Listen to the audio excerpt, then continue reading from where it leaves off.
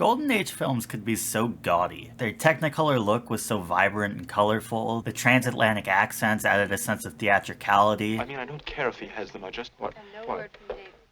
I just think it's a clumsy way of tying them up, that's all. They had over-the-top scenarios, larger-than-life characters and personas. They had massive sets because everything had to be in camera. These films seem to exist in a reality that's extremely heightened compared to our own. And watching these older films gives me that feeling of movie magic that stands out compared to a lot of the biggest films today. Particularly noteworthy is the sheer star power of some of the biggest movie stars of that era, now that the idea of a movie star seems to have a completely different definition in the modern day. Enter Audrey Hepburn. I've seen 8 Hepburn films, and there's not a single one I didn't enjoy. She's become my favorite actress not just of the Golden Age, but of all time. She and her films have a certain charm to them that is distinct from the charm that movies in that era had in general, and it took me a while to figure out what that specific charm is. The thing is, Audrey Hepburn fits into that world. She looks like this, and dresses like this, and talks like... Because I already know an awful lot of people, and until one of them dies, I couldn't possibly meet anyone else. But the way she fits in is different from many of her peers. She doesn't have a loud personality, she has a quiet elegance and grace. The parts of her that feel otherworldly also help to ground her and feel real. She's a beauty icon, but her slim physique appealed to so many because it felt more attainable than the hourglass figures of someone like Marilyn Monroe or Elizabeth Taylor. Likewise, her iconic fashion style was very minimalist and therefore easier to imitate than the grandiose costumes of her peers. She has a very heightened and sophisticated manner of speaking, but that just implies intelligence and makes her feel fully realized. Her characters also often had an air of mystery around them, whether the character herself is mysterious, Breakfast at Tiffany's Holly Golightly is completely unpredictable and does whatever the hell she wants, or if she just seems to have more to her than her surface characteristics that the film proceeds to explore, like in Roman Holiday. She doesn't play the dumb blonde, she's rarely a helpless damsel in distress. She has a level of depth that stands out, and this depth is especially apparent when you compare it to her male co-stars. This isn't to say that her co-stars didn't get any development, but they're almost always playing off of her, which is significant because in so many old Hollywood romances, the man is the clear protagonist and gets the most development.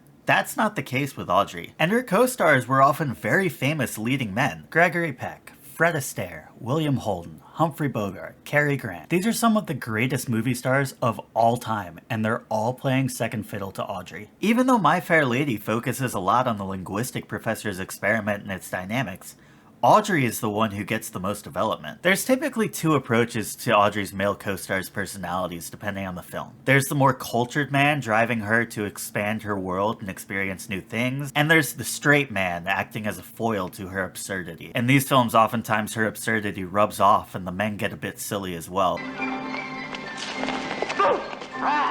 In many of her biggest roles, the role of daughter and her relationship with her parent or parents informs her character a lot too, which gives an added layer of relatability to her performances. And she never loses that relatability, no matter the genre or combination of genres, no matter who she's sharing the screen with, no matter if it's at the beginning of her career or just before she deprioritized acting. And this brings me to my favorite Audrey Hepburn movie, 1966's How to Steal a Million. If you've never heard of How to Steal a Million, the basic premise is Audrey Hepburn plays the daughter of an art forger, and out of desperation she concocts a plan to steal one of his forgeries from a museum in order to protect him from being discovered as a fraud. This movie is where it all comes together. Audrey's character is an aristocrat and has that style. Her costumes are insane in this. I mean, take a look at the very first shot of her in the film. She's a daughter and has that emotional draw going for her, and her romantic counterpart bounces off her perfectly. Peter O'Toole is spectacular. He's playing the straight man, but he strikes such a terrific balance between pointing out Audrey's absurdity and embracing it. He's even more quippy than Hepburn. Yes, that's fine. That does it. Does what?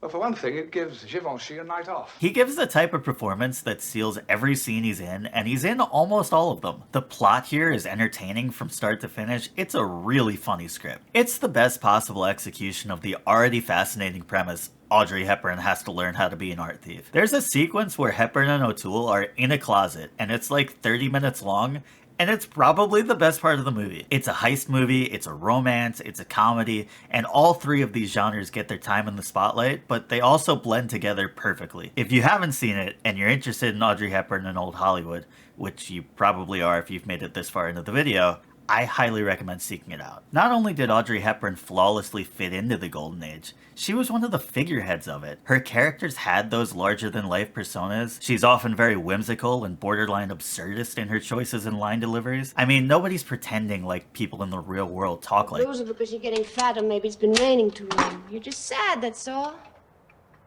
The mean Reds are horrible. Suddenly you're afraid and you don't know what you're afraid of. But she did. I can tell you how happy I am. What an honor it is for me to give you this highly deserved award, Michael. Dear Michael, here you are. So it's very easy to conflate Audrey Hepburn the actress with Audrey Hepburn the person. Whether that's accurate or not, her films and storylines resonate because of this feeling that we're watching a real person. So instead of watching these old Hollywood films and appreciating their worlds from a distance, Audrey pulls us in. She's a tether from our world into this magical world, and that's what made her so special.